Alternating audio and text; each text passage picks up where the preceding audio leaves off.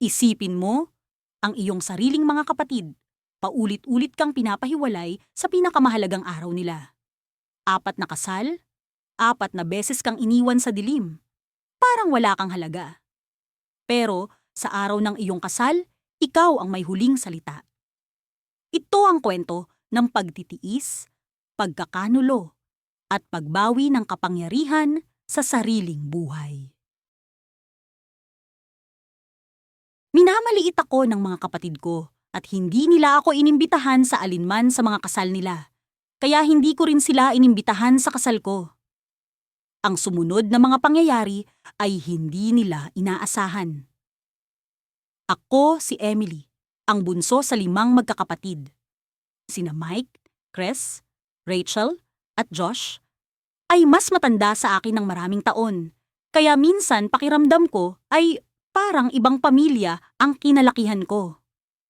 Noong nagsisimula pa lang akong bumuo ng mga alaala, sila naman ay paalis na, papuntang kolehiyo o nagsisimula ng sariling buhay. Parang ako'y idinugtong lang, isang bata na kailangan nilang tiisin.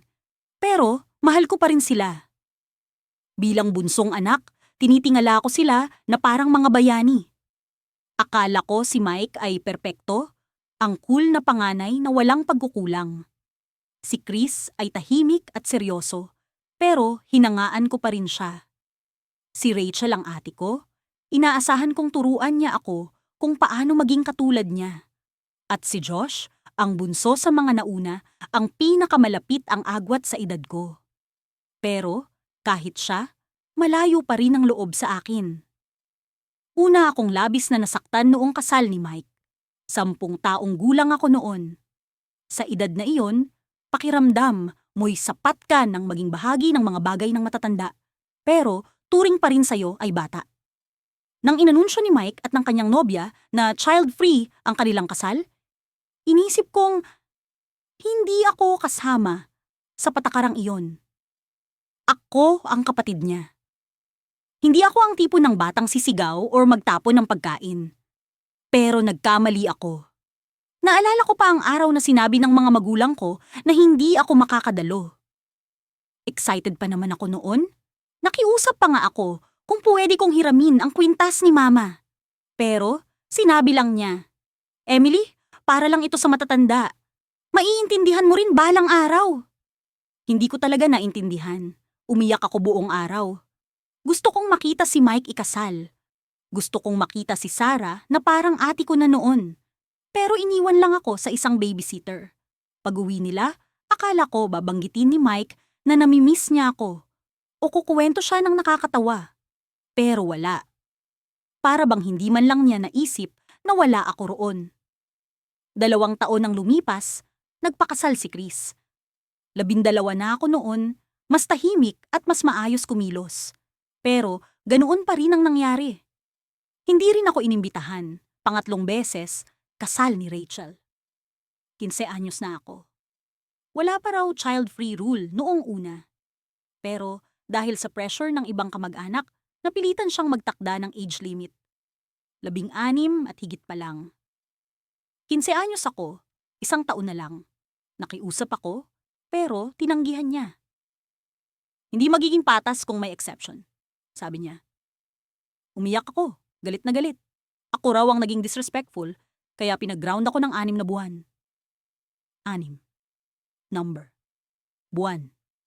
Pagdating ng kasal ni Josh, 17 na ako. Hindi na ako nagtangkang humingi ng imbitasyon. Tanggap ko na. Wala akong halaga sa kanila. Lalo pang masakit nang malaman kong ang pinsan kong si Amanda, na ilang buwan lang mas matanda sa akin, ay naimbitahan. Dahil 18 na siya. Para bang kapag 18 ka na, lumipas ang mga taon at unti-unti akong nawalay sa kanila. Napagod na rin akong subukang pumasok sa buhay nila. Hanggang sa makilala ko si Tyler. Siya ang unang taong talagang nakinig sa akin. Nang ikwento ko ang mga nangyari, nagulat siya. "Hindi ka nila inimbitahan kahit 15 ka na noon?" Tanong niya. "Grabe naman yon, kapatid ka nila."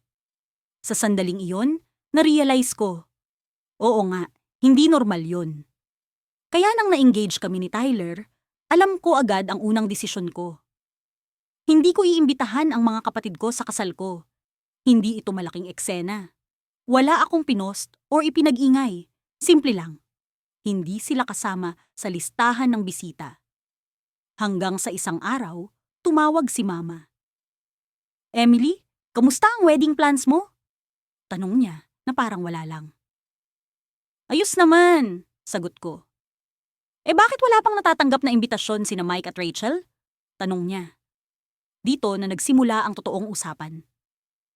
"Ma, hindi ko sila inimbitahan." Nagulat siya. "Ano? Pamilya mo sila?" "Sila rin, Ma.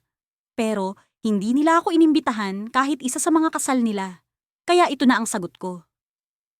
Nagsimula na ang guilt trip. "Iba naman kasi noon, bata ka pa." Pero masakit pa rin. At ayoko nang magpanggap na hindi ako nasaktan. Galit siyang binabaan ako ng telepono. Kinabukasan, nag-message sila sa group chat. Si Rachel ang una. "Hey Em, nawawala yata ang invite namin." Sumunod si Chris. "Anong meron? Bakit wala kami sa listahan?" Tinitigan ko lang ang phone ko. Gusto kong sabihin lahat ng sama ng loob ko. Pero alam ko rin, hindi nila maiintindihan. Hindi nila kailanman naintindihan, kaya hindi ko na sinagot. Nang araw ding yon, dumating sina Mama at Papa sa bahay. Galit na galit si Mama. Anong klasing anak ang hindi nag-iimbita sa sariling kapatid sa kasal? Kalma akong sumagot. Yung anak na 4 na beses, hindi naimbitahan sa kasal ng mga kapatid niya. Natahimik sila. Umalis silang galit at dismayado. Pero alam kong ginawa ko ang tama. Sumunod na linggo, dumami ang drama. Nag-post si Rachel sa Facebook. Pamilya ay pamilya kahit may mga nakakalimot kung anong ibig sabihin nun. Napailing ako. Pinakita ko kay Tyler. "Teenager pa rin ba yan?" Tanong niya. "Parang ganun na nga," sagot ko. Pero sa unang pagkakataon, hindi ako nagpaapekto. Hindi ako nagsorry. Hindi ako umatras kasi alam kong ang kwento ko mahalaga. At sa wakas, pinili ko na ang sarili ko. Kung nakarelate ka sa kwentong ito, huwag kalimutang i-like at mag-comment sa ibaba.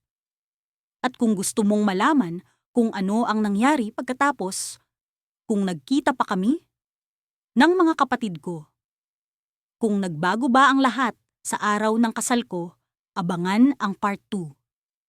Mag-subscribe ka na at i-hit ang notification bell para hindi mo ito ma-miss